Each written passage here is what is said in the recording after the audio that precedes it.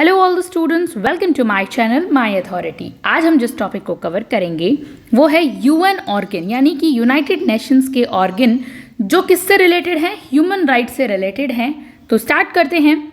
United Nations commission on human right, सबसे पहले यूएनसीएचआर, जो कि इसका हिस्टोरिकल कंटेक्स्ट भी देखेंगे, लेकिन सबसे पहले हम यूएनसीएचआर को शॉर्ट फॉर्म में इसे कहते हैं यूनाइटेड नेशन कमीशन, यूएनसी, और एचआर यानी ह्यूमन राइट्स। चलिए पढ़ते हैं। The UN commission on human right was establish. इनकी एस्टैब्लिशमेंट डेट याद रखनी है, 1946 में इसे एस्टैब्लिश किया गया था। अ सब्सिडरी बॉडी है of the economic and social council, यानी ईसीओ की एक सब्सिडरी बॉडी है ऑफ द यूनाइटेड नेशंस की, पार्ट है उसका। Emerging in the aftermath of world war second, जैसे ही वर्ल्ड वार सेकेंड यानी द्वितीय विश्व युद्ध खत्म होता है और वो जो हॉलोकॉस्ट खत्म होता है, it's formation was driven by a collective global desire. फिर ये बनता है क्योंकि एक लोगों के अंदर जो ग्लोबल वैश्विक तौर पर एक डिज़ायर थी, इच्छा थी कि टू प्रिवेंट सच अट्रोसिटीज़, यानी ये अत्याचार जो होते हैं उनको मतलब हटाने के लिए, ये सब करने के लिए एक ऐसी बॉडी की ज़रूरत है टू अफर्म डिग्निटी, हमारी गरिमा को बनाए रख सके, and worth of the human person, यानी प्रत्येक इंडिविजुअल की वर्थ, उसकी इंपॉर्टेंस को बनाए रखे। इसीलिए एक ऐसी संस्था चाहिए थी। ग्लोबली इसकी डिमांड, डिज़ायर उठी थी। Okay, globally the commission played a foundational role in shaping the international human right landscape. और ये जो कमीशन बनती है यूएनसीएचआर, ये एक बहुत अच्छा इंपॉर्टेंट रोल प्ले करती है, फाउंडेशनल रोल प्ले करती है। किस चीज़ को शेप करती है? इंटरनेशनल जो ह्यूमन राइट्स, अंतर्राष्ट्रीय स्तर पर जो मानव अधिकार हैं, उसको बहुत चेंज करती है, उसकी स्थिति को। फंक्शंस एंड अचीवमेंट्स देख लेते हैं यूएनसीएचआर के। Drafted and adopted universal declaration of human right UDHR in 1948। इसने बाद में जाके यूडीएचआर को ड्राफ्ट किया, अडॉप्ट किया। Laying the ground work for subsequent international human rights law, जो काम करता है ग्राउंड वर्क पर। नॉर्मली यूडीएचआर किस लिए काम करता है? इंटरनेशनल ह्यूमन राइट्स लॉ के बारे में। Initiated numerous human rights treaties और कन्वेंशंस बनाए, अपने अंदर इसको इंक्लूड किया, जैसे कि international convention on civil political rights and economic social, ICCPR, ICCSR की बात हम करें तो उनको अपने अंदर इंक्लूड करना। इन्वेस्टिगेटेड ह्यूमन राइट वायलेशन, जहां अधिकारों का हनन हो रहा है वहां उस चीज़ को इन्वेस्टिगेट करने का काम किया through thematic and country specific mandates, अपने अलग तरीके से कंट्री, पर्टिकुलरली कंट्री पर नज़र रख के।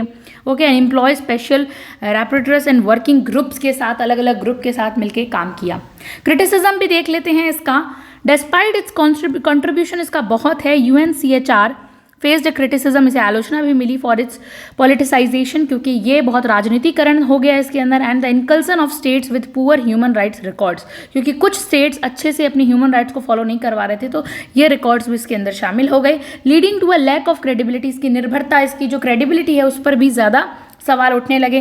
These issues prompted the UN replace it with human, फिर बाद में जाकर इसको रिप्लेस किया गया यूएन ह्यूमन राइट काउंसिल 2006 के अंदर। Through UN general assembly resolution लाया गया, ये वाला रेजोल्यूशन था, उसके अंदर इसे रिप्लेस भी किया गया, इसकी क्रिटिसिज्म देखते हुए, इसकी पुअर ह्यूमन राइट्स रिकॉर्ड देखते हुए। फिर हम पढ़ते हैं नेक्स्ट, हमारा एक है यूनाइटेड नेशन चिल्ड्रन फंड। ये जो इंपॉर्टेंट यूएन का ऑर्गन है, यूनिसेफ जिसे कहा जाता है, शॉर्ट फॉर्म में ये क्या कहेंगे हम? UNICEF, United nation children fund. Foundation and evolution देखते हैं इसकी।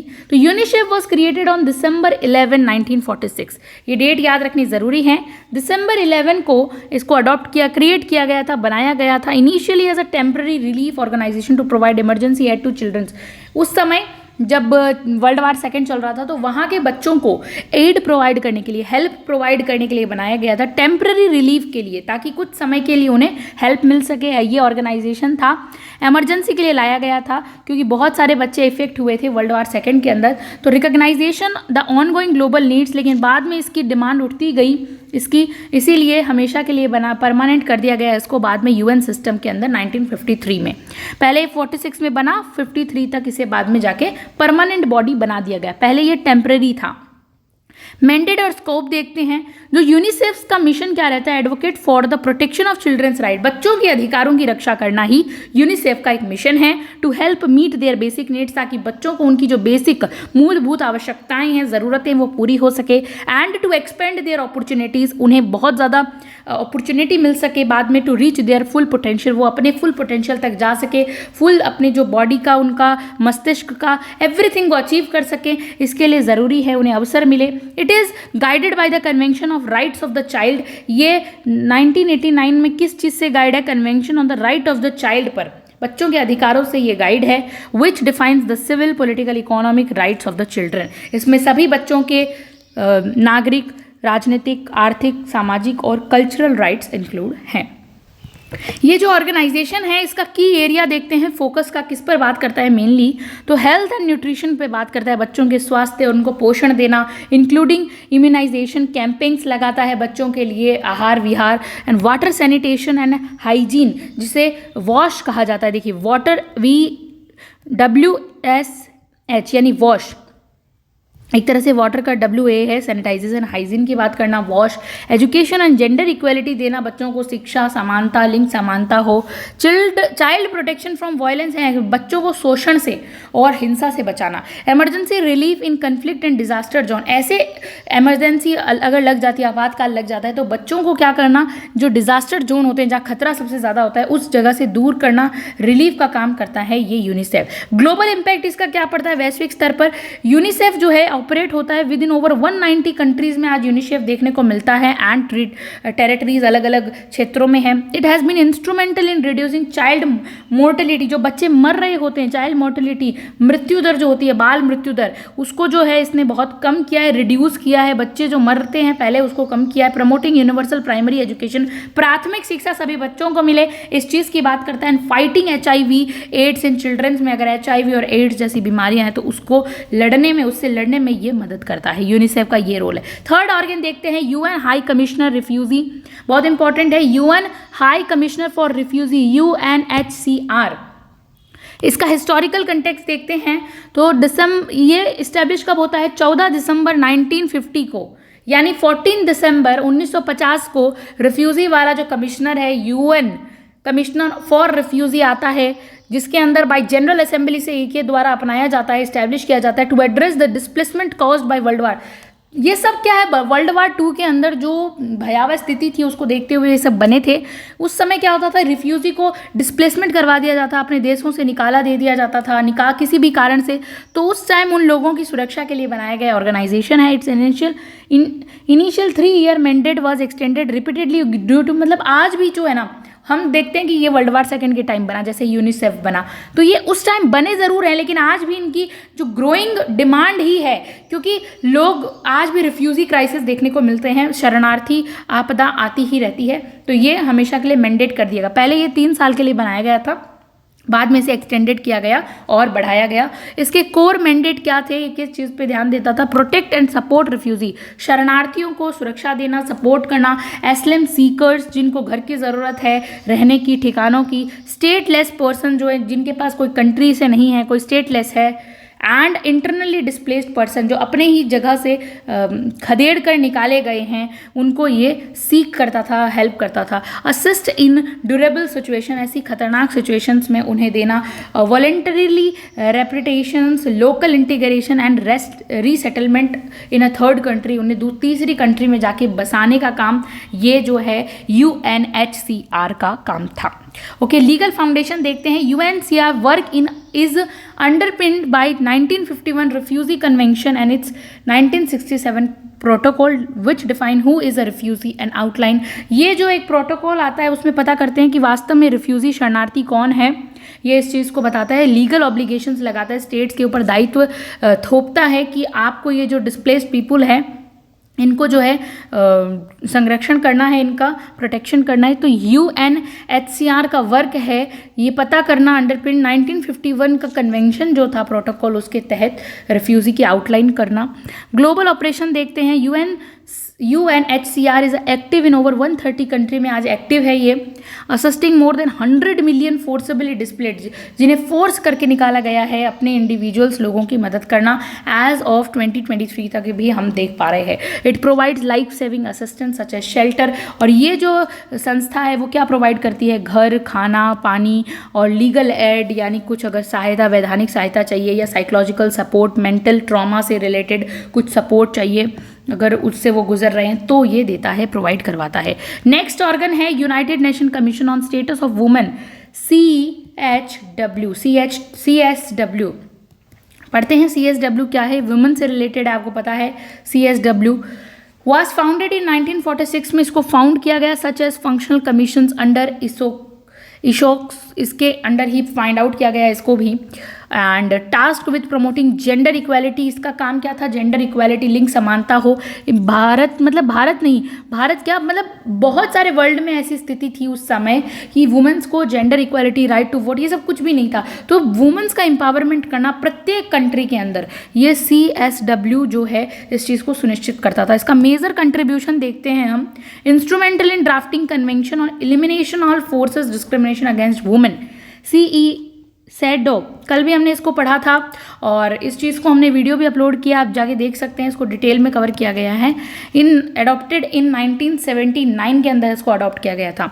Organised in 1995 4th world conference in human Beijing में हुई थी, which produce the landmark Beijing declaration and platform for action comprehensive agenda for womens empowerment. ये सब उस स्थिति की बात की गई है जहाँ वुमेन्स को बहुत ज़्यादा डिस्क्रिमिनेशन फेस करना पड़ता था समाज के अंदर, तब ये लेकर आएगा। तो इसका एनुअल सेशंस होते हैं कब कब, ये हर साल एनुअल सेशन हेल्ड होता है यूएन के हेडक्वार्टर्स न्यूयॉर्क में। CSW जिसका नाम है, sessions review progress and gender equality के ऊपर रिपोर्ट्स देखता है, आइडेंटिफाई चैलेंजेस, चुनौतियां होती है उसे बताता है, एंड सेट ग्लोबल स्टैंडर्ड और पॉलिसीज बनाता है। फोकस एरिया देखते हैं, ending violence against women and girls के लिए जो है ना, वायलेंस और जो गर्ल्स और वुमेन्स के प्रति हिंसा हो रही है उसको खत्म करने की इसका एक फोकस एरिया है। प्रमोटिंग वुमेन्स पार्टिसिपेशन, की महिलाएं ज़्यादा से ज़्यादा भाग ले, लीडरशिप करे, डिसीजन मेकिंग करे, इंश्योर करे एक्सेस एजुकेशन उन्हें मिले, हेल्थ मिले, इकोनॉमिक रिसोर्सेज मिले। अब नेक्स्ट ऑर्गन है यूएन का international labour organization ILO। Background और स्ट्रक्चर देखते हैं, इसको कब 1919 में फाउंड किया गया था and later incorporated in the UN system. बाद में 1946 के अंदर जो है इसको शामिल किया गया था यूएन के अंदर। ILO is a unique for its tripartite structure, ये अपने ट्रिपरटाइल स्ट्रक्चर के लिए बहुत फेमस है। क्या होता है ट्रिपरटाइट मतलब 3 स्तर होते हैं इसमें, यूजुअली 3 सिस्टम पार्ट सिस्टम है, इसीलिए इसे 3 पार्ट सिस्टम स्ट्रक्चर कहा जाता है। ब्रिंगिंग टुगेदर, गवर्नमेंट को भी साथ लेके आता है, एम्प्लॉयर्स को भी और वर्कर्स को भी, तीनों को साथ लेकर आता है, इसीलिए ये बहुत ज़्यादा यूनिक स्ट्रक्चर माना जाता है। ये फॉर्मुलेट करता है लेबर स्टैंडर्ड्स एंड पॉलिसीज़ को। कोर मैंडेट देखते हैं, प्रमोट राइट्स एट वर्क, यानी कि जो वर्क कर रहे हो उस समय आपके राइट्स को प्रमोट करना, जहाँ पे भी आप काम करते हो। इनकरेज करना, डिसेंट एम्प्लॉयमेंट अपॉर्चुनिटी, सभी को मिले हक नौकरियों का, एम्प्लॉयमेंट का यानी रोज़गार का। इनहेंस सोशल प्रोटेक्शन, सामाजिक तरीके से सुरक्षा हो। स्ट्रेंथन करना dialogue on work related issue, काम कर रहे हो आप और आपके वर्क रिलेटेड कोई इशू है, आपको उस काम में दिक्कत आ रही है, तो वहाँ पर आप जो है मजबूत कर सकते हो अपनी बातचीत के तरीकों को। की कन्वेंशंस देखते हैं, freedom of association, protection of right organization, convention number 87 है इसका इंपॉर्टेंट। एंड कन्वेंशन यानी होता है संधियाँ, तो इसकी एक संधि है freedom of association, protection of right organisation. फिर right to organise and collective bargaining की बात की गई है 98 में, कन्वेंशन नंबर 98 है। Right to organise and collective bargaining कर सकते हैं। एबोलिशन ऑफ फोर्स्ड लेबर, जो फोर्स लेबर होते हैं उस कन्वेंशन नंबर 105 है, यानी आप ज़बरदस्ती किसी को भी अपना लेबर बना के नहीं रख सकते हो फोर्स तरीके से। फिर है elimination of worst forms of child labour, जो चाइल्ड लेबर है उसको भी ख़त्म करना, कन्वेंशन 182। ग्लोबल प्रोग्राम्स चलाए गए हैं ILO के द्वारा, address issues like force labour की बात करता है, then child labour, gender inequalities, लिंग असमानताओं की बात करना, and the informal economy. It is also contributes to the UN 2030 agenda for sustainable development में भी ये SDG के 8th गोल में आता है। Decent work and economic growth में भी इसका पार्टिसिपेशन मिलता है, कंट्रीब्यूट किया है उसने, ताकि 2030 तक जो एजेंडा है सस्टेनेबल डेवलपमेंट का वो फुलफिल हो सके, जिसमें हम 17 SDG गोल को करते हैं। उसमें से 8th SDG गोल ये है, डिसेंट वर्क सभी को मिले, इकोनॉमिक ग्रोथ, आर्थिक विकास हो। नेक्स्ट ऑर्गन है united nation educational, scientific and organizing. बहुत फेमस है, यूनेस्को आपने बहुत बार सुना होगा, विच इज़ फॉर हेरिटेज और ये सब के लिए है। UNESCO was establish on November 16, 1945 को इस्टेब्लिश होता है यूनेस्को। ये प्रमोट करता है पीस एंड सिक्योरिटी को थ्रू इंटरनेशनल कॉपरेशंस, जो अंतर्राष्ट्रीय सहयोग के द्वारा ये हमेशा शांति को बनाए रखने की बात करता है, सिक्योरिटी, सुरक्षा देता है। एजुकेशन, साइंस, कल्चर के अंदर बहुत अच्छे से फ्लरिश काम किया है। एजुकेशन का यानी promoting universal access to quality education, बेहतरीन शिक्षा देने की बात, specially through programs like all EFA यानी एजुकेशन फॉर सस्टेनेबल डेवलपमेंट की बात करना, एजुकेशन फॉर ऑल, सभी के लिए शिक्षा हो और सभी के लिए ऐसी शिक्षा हो जो सस्टेनेबल, सतत विकास सिखाए उन्हें। साइंस, इसको का पूरा है कि साइंस एडवांसिंग साइंटिफिक कॉपरेशन, साथ में लेके सहयोग तरीके से वैज्ञानिक अनुसंधान हो। एड्रेसिंग क्लाइमेट चेंज, जो जलवायु परिवर्तन है उसको एड्रेस करो, क्यों हो रहा है। कल्चर यानी टेंगेबल एंड इनटेंगेबल कल्चर हेरिटेज, जो आज स्थिति खराब है जिन कल्चर साइट्स की, उनको मजबूत करो और हर चीज़ को देखो, अपने हेरिटेज को बचाओ, साइट्स प्रोग्राम को बचाओ। Communication, promoting freedom of expression को बचाओ, प्रेस फ्रीडम करो, फ्री करो प्रेस को, मीडिया का डेवलपमेंट होना चाहिए। नोटेबल अचीवमेंट है, एस्टैब्लिश ओवर वर्ल्ड हेरिटेज, मतलब इसने क्या है 1100 से ज़्यादा वर्ल्ड हेरिटेज साइट को इस्टेब्लिश किया है, प्रमोशन किया है, ग्लोबल लिटरेसी को बढ़ाया है, टीचर ट्रेनिंग प्रोग्राम्स चलाए हैं, एडवोकेसी करता है कि इस चीज़ की, ethical principle, moral principle and artificial intelligence की बात करना इन बोथ बायो एथिक्स में। फिर यूनिवर्सल ह्यूमन राइट्स क्या है, UHR फाउंडेशनल डॉक्यूमेंट है, ये बहुत इंपॉर्टेंट दस्तावेज है। UHR कॉडिफाइड इन UDHR के अंदर ही ये कॉडिफाइड है, अडॉप्टेड UN जनरल असेंबली ने 10 दिसंबर को इसे अपनाया था 1948 के अंदर। ये जो यूनिवर्सल राइट, ह्यूमन राइट है, ये UDHR का ही एक पार्ट है, उसको हम थोड़ा डिटेल में देख लेते हैं। 30 आर्टिकल्स इसके अंदर आते हैं और ये articles affirming fundamental human rights हैं, ये बहुत ज़रूरी है। Including the right to life, liberty, security की राइट इसके अंदर है, फ्रीडम ऑफ एक्सप्रेशन की बात है, and the right to education of work, काम का अधिकार मिले, शिक्षा का अधिकार मिले, इसकी बात करता है। इसका कोर प्रिंसिपल है यूनिवर्सलिटी, सार्वभौमिकता, यानी rights apply to individual everywhere, सब जगह अप्लाई होंगे। इनडिविजिबिलिटी यानी सिविल पॉलिटिकल राइट है, are inseparable from economic rights, civil political rights को किसी भी तरीके से अब अभिवाज्य हैं, अलग नहीं कर सकते हो आप इकोनॉमिक, सोशल, कल्चरल राइट से। इक्वालिटी एंड नॉन डिस्क्रिमिनेशन की इसमें बात की गई है, किसी भी तरीके का पक्षपात नहीं होगा, समानता मिलेगी, all people are equal before the law. Legal instrument की बात कर लेते हैं अगर हम, तो these principle are legally supported by the ICCPR and ICECSR 1966 से ये लीगली जो है सपोर्ट करता है, along with other regional human rights commissions. इसके साथ और भी कमीशंस हैं, जैसे कि European convention on human right 1950, American convention on human right 1969, African charter on human and people rights 1981। ये कुछ इंपॉर्टेंट कन्वेंशन, संधियां हैं, वो भी है। चैलेंजेस क्या आए हैं इसके सामने चैलेंजेस हैं, डिस्पाइट इट्स फ्रेमवर्क, इसका लीगल फ्रेमवर्क बहुत अच्छा है, वायलेशन कंटिन्यू है हो रहा है, ऑफन एक्सब्रेटेड बाय पॉवर्टी, जैसे कौन इस चीज़ को हार्श करता है, सबसे ज़्यादा हट हिट करता है, पॉवर्टी, गरीबी, झगड़े, अथॉरिटेरियन रेजिम्स के अंदर ये देखने को मिलता है जहाँ निरंकुशवादी सत्ता है। फिर हम देखते हैं changing world order and its impact on human rights, understanding the concept. आज वर्ल्ड का ऑर्डर जो है वो चेंज हुआ है, बदल रहा है, लेकिन इसका ह्यूमन राइट्स पर क्या प्रभाव पड़ता है उसको पहले हम समझते हैं। The global power structure is shifting from unipolarity, मतलब पहले क्या था, किसका, US का ही जो मेन हम कह सकते हैं डोमिनेट था, जिस टाइम वर्ल्ड एक सुपर सत्ता थी, USA। बाद में क्या होता है, आज बहुत अलग अलग पोलराइजेशन हुआ है, यानी कि मल्टीपोलैरिटी हुई है, बहुत सारे ध्रुव बने अपने अपने तरीके से। पहले सिर्फ एक सत्ता, एक ध्रुवीय केंद्रित राष्ट्र था, US था कोल्ड वॉर के समय, लेकिन बाद में मल्टीपोलैरिटी आई है, बहुध्रुवीय है, जैसे इमर्जिंग पावर्स लाइक चाइना आज उभरती पावर है, इंडिया भी है, ब्राज़ील एंड रीजनल ब्लॉक्स अपने अपने तरीके से प्रभावित हो रहे हैं और वो उभर रहे हैं, ग्लोबल मार्केट के अंदर डेवलप कर रहे हैं। तो इसके इम्प्लीकेशंस कैसे हैं, इरोजन ऑफ मल्टीलैटरलिज्म, यानी कि fragmented global cooperation affects unified responses to human right crisis. जो विखंडित आज ग्लोबल कॉपरेशन है, आज सब लोग एक साथ नहीं मिलके, इससे क्या है, ह्यूमन राइट में अपने आप में आपदा आ रही है, सभी को मिलके काम करना पड़ेगा, अफेक्ट करती है, यूनिफाइड होना चाहिए रिस्पॉन्स, सभी एक साथ मिलके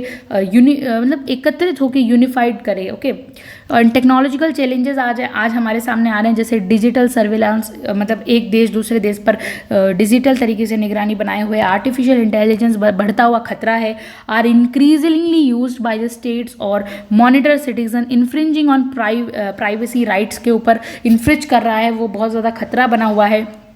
क्लाइमेट चेंज हो रहा है, seen as a major human right issue, और आज ये क्लाइमेट चेंज बहुत इंपॉर्टेंट मेजर राइट इशू है। अगर क्लाइमेट खराब है तो आपको जीवन का अधिकार नहीं है, जीवन का अधिकार मतलब आपकी बेसिक राइट जो है, राइट टू लीव, आप खतरे में पड़ी है। पर्टिकुलरली अफेक्टिंग मार्जिनलाइज्ड कम्युनिटी को ज़्यादा अफेक्ट करती है ये चीज़, क्योंकि उन्हीं को सहन करना पड़ता है ज़्यादा, थ्रू डिस्प्लेसमेंट हो जाता है, फूड इनसिक्योरिटी और नेचुरल डिजास्टर भी उन्हीं को सहन करने पड़ते हैं, तो ये उनके लिए खतरा है। माइग्रेशन हो रहा है, रिफ्यूजी क्राइसिस आ रही है, यानी पॉलिटिकल इंस्टेबिलिटी है, राजनीतिक अस्थिरता है, समाज में स्थिर नहीं है सरकारें, क्लाइमेट इमरजेंसी आ जाती है, कभी कुछ आपदा आ जाती है, कभी फ्लड कहीं पे, कभी साइक्लोन्स, तो इसके वजह से डिस्प्लेसमेंट बहुत ज़्यादा होता है, एक स्थान से दूसरे स्थान पे जाना पड़ता है, उनका हर चीज़ छिन जाता है उनसे।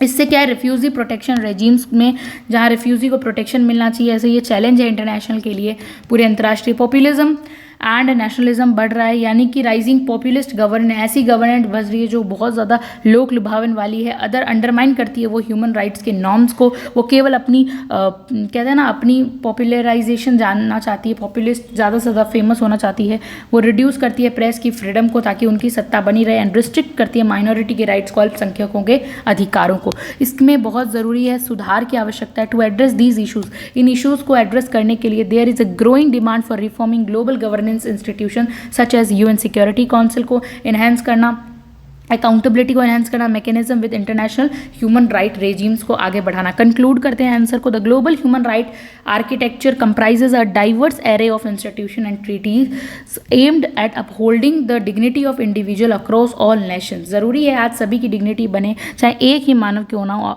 नेशन के अक्रॉस आर पार सब जगह उसकी डिग्निटी बनी रहे। While these mechanism have made considered progress, और अगर हम यूएन के इतने सारे जो ऑर्गन्स हैं उनके वर्क हमने देखे, उनके अकॉर्डिंग काम करेंगे तो जो है हम प्रोग्रेस कर सकते हैं। दे फेस अनप्रेसिडेंटेड चैलेंजेस, बहुत चुनौतियां मिलती है इनको, लेकिन फिर भी चेंजिंग कर रहा है जियो पोलिटिकल लैंडस्केप को स्ट्रेंथन, मजबूत करना, cooperation, reforming institution and reaffirming universality of human right, मानवाधिकार को सार्वभौमिक बनाने में आज ये काम कर रहे हैं, are critical for the realization of the justice and equality in 21st century के अंदर हमने देखा। तो ये आज हमने यूएन के कुछ इंपॉर्टेंट यूएन के ऑर्गन्स को पढ़ा। Thank you so much for watching this video.